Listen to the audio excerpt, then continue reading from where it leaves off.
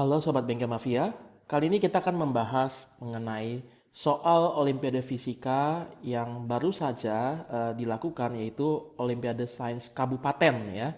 Jadi ini adalah soal OSK yang nomor 5 tahun ini ya, tahun 2017. Nah, teman-teman diberikan ini ada sebuah balok M1, dia ada berada di atas bidang miring M2. Ini bidang miring M2, sudutnya theta. Lalu kedua benda ini diletakkan di atas timbangan berat. Nah, titik pusat M1 ini ya, benda satu, titik pusatnya itu dari dasar bidang miring, ini ketinggiannya adalah H. Nah, tentukan yang pertama, letak posisi vertikal titik pusat massa total ya, sistemnya ya. Yang kedua, yang B, tentukan kecepatan pusat massa balok dan kecepatan pusat massa sistem gitu ya. Jadi nanti saya akan tambahkan untuk menganalisa itu karena diperlukan untuk mencari solusi jawaban D.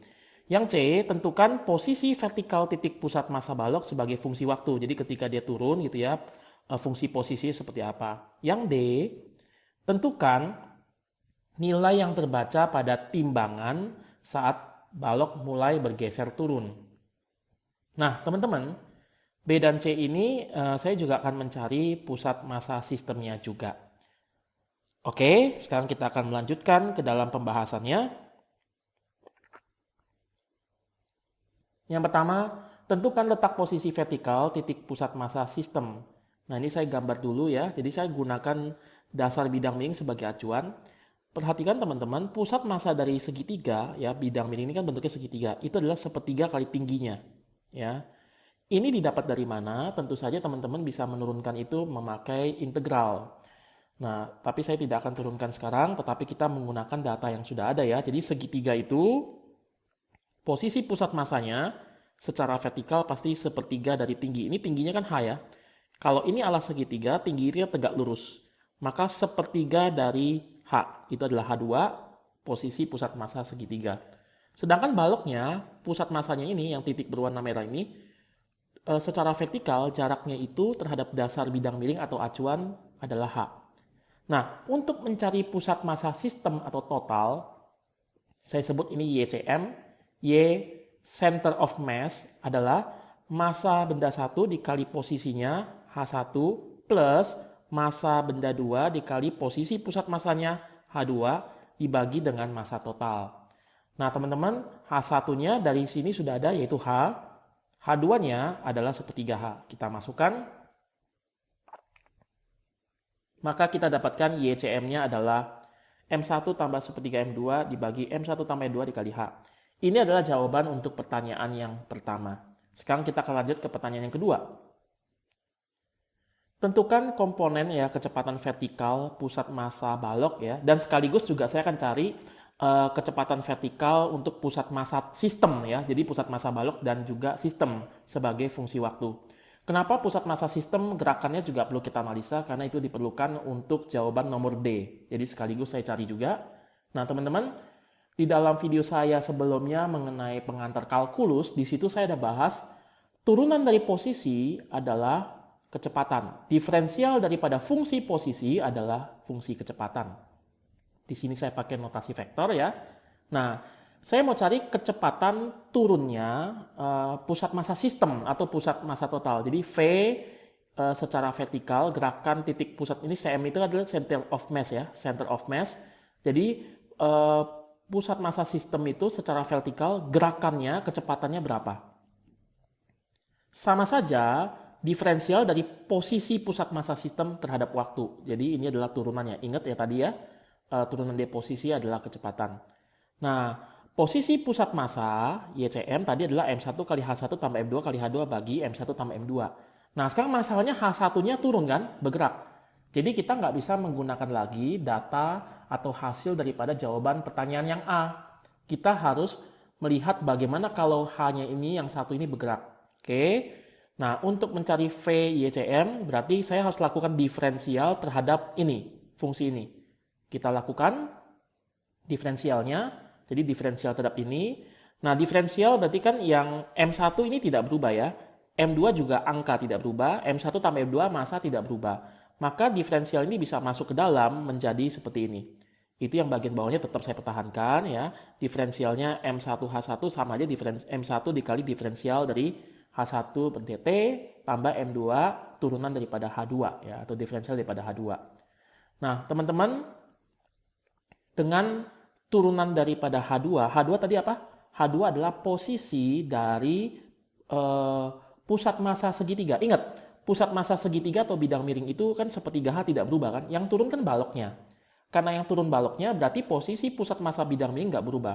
Turunan daripada angka itu adalah 0. Karena ini adalah 0, dimasukkan ke sini, maka kita cuma dapatkan 1/M1 tambah M2 hanya dikali dengan ini. Maka hasilnya adalah perubahan kecepatan daripada pusat massa sistem ya, itu adalah M1 per M1 tambah M2 dH1 per dt. Nah, tugas kita adalah mencari ini. Apa itu dH1 per dt? Ini adalah turunan daripada posisi balok 1 ya, posisi pusat massa balok 1. Ini harus kita cari, baru nanti setelah substitusi ke sini kita dapat kecepatan turunnya pusat massa sistem total. Oke. Ini saya tuliskan ulang. Sekarang kita coba lihat dari gambar. Di sini kita mau analisa ada gaya-gaya apa saja. Teman-teman perhatikan balok memiliki berat gitu ya, lalu ada gaya normal ya. Gaya normalnya kita uraikan tegak lurus ya. Kita pakai sumbu Y-nya seperti ini, sumbu X-nya seperti ini. Maka ada mg, lalu di situ ada gaya normal. Saya uraikan jadi n kali cos kali n kali sin. Mengapa tetanya di sini? Teman-teman bisa analisa ya. Jadi saya tidak analisa kembali. Mengapa? Karena itu mudah sekali. Teman-teman bisa juga mengetahui hal itu dari video saya yang sebelumnya. Karena balok ini turun, saya mau hitung percepatan dia turun. Berarti sigma Fy dalam arah sumbu Y sama dengan massa balok M1 dikali A turunnya balok tersebut. Oke. Nah, dia kenapa bisa turun ke bawah? Karena ada mg, ya M1g, dikurang apa? Ke atas adalah n kali cos, sama M1 kali AY. Nah, masalahnya ada gaya normal. Berapa nih gaya normalnya? Nah, untuk menghitung gaya normal, saya memakai sumbu normal ini ya, sumbu normal. Teman-teman masih ingat untuk kasus bidang miring? Untuk kasus bidang miring, balok itu turun apa? Mg sin kan? Lalu balok itu menekan bidang miring apa? Mg cos kan? Lalu dalam arah normal ini kan baloknya nggak bergerak. Berarti gaya normal harus sama dengan mg cos. Jadi saya langsung aja ya. Dalam arah bidang normal, ini bidang normal ya, tegak lurus dengan bidang miring, garis normal ya. Garis normal itu tegak lurus dengan bidang miring. Total gayanya harus sama dengan 0. Sehingga n dikurang m1 g cos harus sama dengan 0. Nah, ini saya substitusikan ini ke dalam, ke gaya normal ini. Saya dapatkan m1g dikurang m1g cos kuadrat. Kenapa? Karena cos dikali cos kuadrat sama dengan M1 dikali percepatan pusat massa balok ini turun ke bawah. Oke. Nah, ini ada yang sama. Saya faktorkan keluar. 1 min cos kuadrat secara trigonometri itu adalah sin kuadrat. Ya. Jadi, teman-teman bisa lihat hasilnya adalah seperti ini. Lalu ada massa, lalu saya bagi. Maka saya dapatkan percepatan turunnya balok ya, percepatan turunnya balok ini ke bawah itu adalah sebesar gravitasi dikali sin kuadrat theta. Nah, ini kan percepatan. Sekarang saya mau cari kecepatan baloknya. Kecepatan balok ini turun. Kecepatan adalah integral daripada percepatan ya kan. Kalau kecepatan di diferensial dapat percepatan, percepatan di integral dapat kecepatan. Tontonlah video saya mengenai pengantar kalkulus khususnya membahas tentang gerak. Nah, saya integral dari 0 sampai T, percepatan adalah ini. Ingat ya, ini ke bawah ya. Karena tadi kan turun kan. Mg dikurang N kan. Di sini nih, bisa lihat dari persamannya. Berarti percepatannya turun ke bawah. Nah, teman-teman, AY-nya apa? AY-nya adalah ini, G sin kuadrat theta. Di mana G-nya konstan, sin kuadrat konstan kan. Berarti ini G-nya konstan, sin kuadrat konstan bisa kalau ada integral. Tinggal integral dt, yaitu t dong. Dimasukin t, dimasukin nolnya, maka kita dapatkan g sin kuadrat theta kali t. Ini adalah kecepatan balok secara sumbu y. Jadi kita sudah dapatkan nih sebenarnya ya pertanyaan yang B itu ya. Berapa percepatan pusat massa balok menuruni sistem itu ya, menuruni bidang miring itu ya. Itu adalah diferensial dari H1 atau perubahan ketinggian dia, sehingga di sini kita bisa melihat kecepatannya adalah G dikali sin kuadrat theta dikali T. Tapi saya juga mau cari, kalau balok ini turun, berarti kan pusat massa totalnya berubah kan? Nah, pusat massa totalnya itu, posisinya itu gerak. ketika pusat massanya bergerak, berapa kecepatan geraknya? Nah, itu kan agak sulit ya. Maka kita harus hitung kembali dari pesanan sebelumnya, kecepatan, masih ingat ya tadi ya, di dalam slide yang sebelumnya ini, kecepatan pusat massa sistem adalah M1 dibagi M1 tambah M2 dikali tadi apa? Kecepatan dari balok itu turun. Saya ulangi, kecepatan pusat massa sistem, karena kalau balok ini turun, pusat massa baloknya kan turun kan, yaitu sebesar ini. G sin kuadrat theta kali T. Tetapi pada waktu ini turun, pusat massa totalnya juga berubah, juga bergerak, yaitu adalah ini.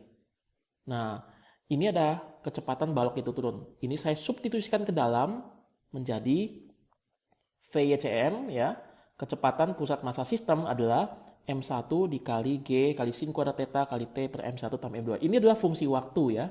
Ini adalah fungsi kecepatan balok 1 terhadap terhadap bidang miring turun ke bawah. Ini juga fungsi terhadap waktu. Ini juga fungsi kecepatan pusat massa sistem.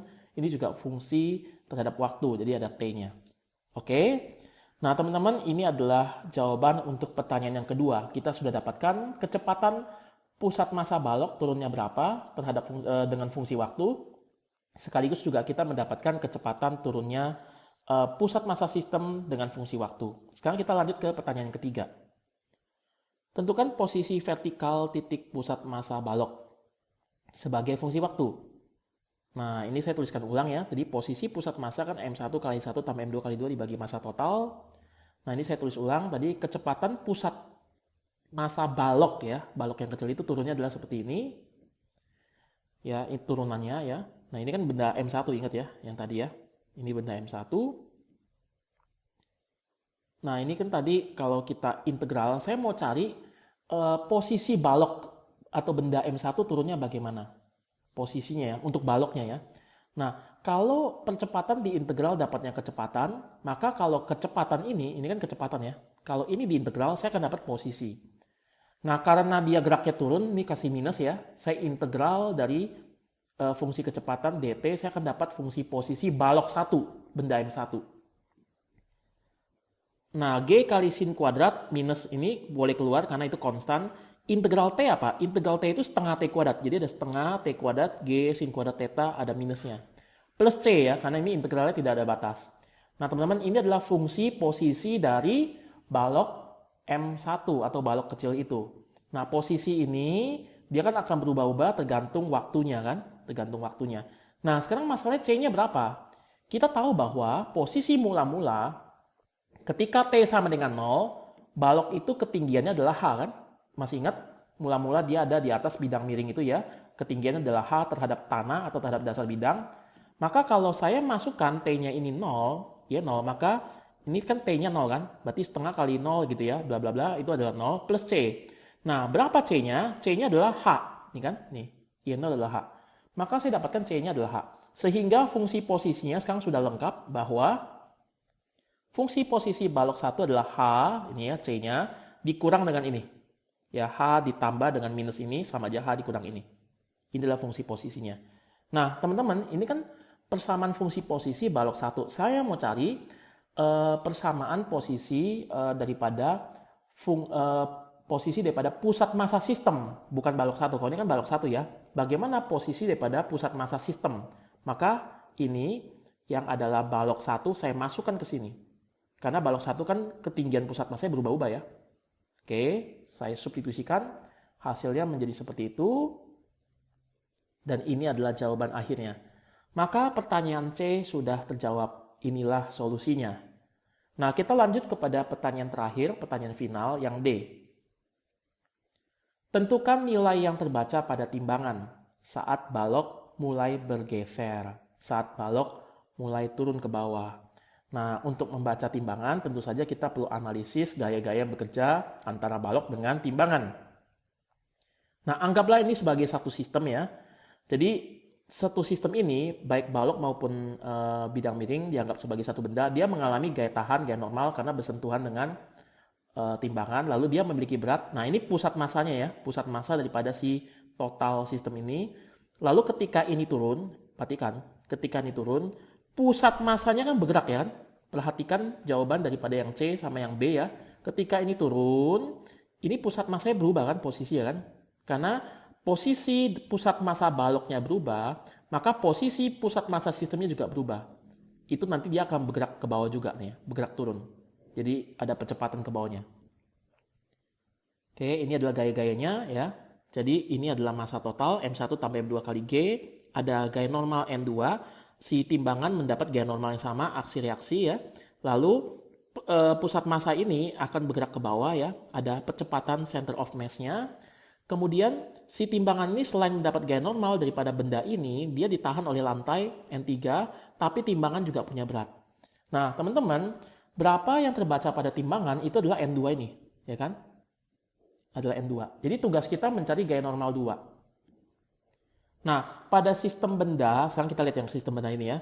Sigma Fy sama dengan massa sistem kali A sistem. Ya.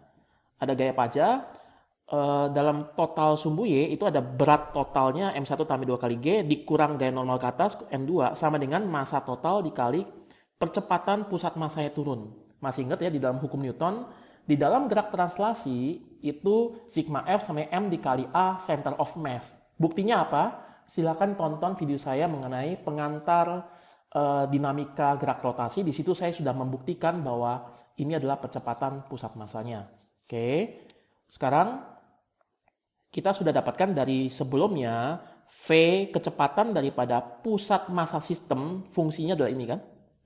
Lalu kalau kita ini lakukan turunan, ingat kecepatan kalau turunan apa? Jadinya percepatan. Ini kalau kita lakukan turunan, ya, kalau lakukan turunan, ini ada T kan? Ini semua angka nih.